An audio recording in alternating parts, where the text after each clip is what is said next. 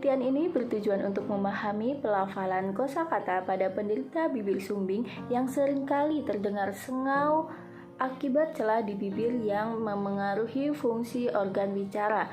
Bibir mengalami belahan yang dapat meluas hingga rongga hidung.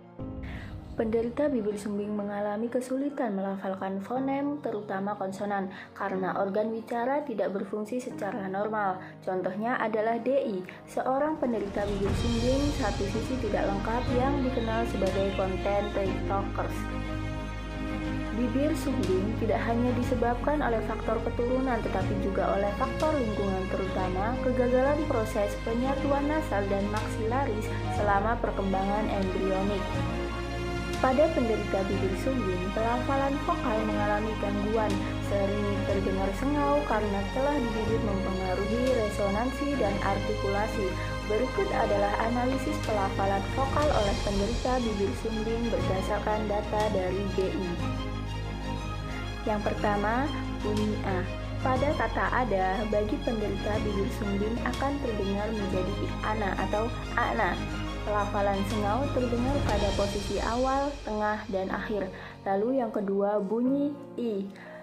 Pada kata info, bagi penderita bibir sumbing akan menjadi ipo atau ipo. Perubahan bunyi terjadi pada awal, tengah, dan akhir kata. Misalnya dirinya menjadi nik-nikna. Lalu yang ketiga, bunyi U. Pada kata mulet, bagi penderita bibir sumbing akan menjadi munet atau mu'net. Pelafalan fonem U di beberapa kata tetap jelas seperti pada kata update dan bibirku. Lalu yang keempat, bunyi E. Pada kata evos, bagi penderita bibir sumbing akan terdengar menjadi ipos atau ipos. Perubahan bunyi terjadi pada posisi awal dan tengah kata. Misalnya, Netherlands menjadi Nederland.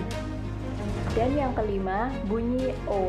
Pada kata roti, bagi penderita bibir sumbing akan menjadi noni atau nokni. Pelafalan sengau terjadi terutama pada bunyi nasal di tengah kata.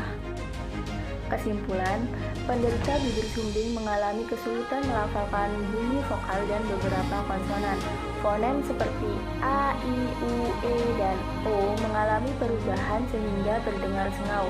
Contohnya seperti terus menjadi tehus, oke menjadi oe. Meskipun memiliki kekurangan, DI menunjukkan bahwa penderita bibir sumbing dapat memanfaatkan potensi diri dan tetap berprestasi, seperti melalui pembuatan konten di TikTok.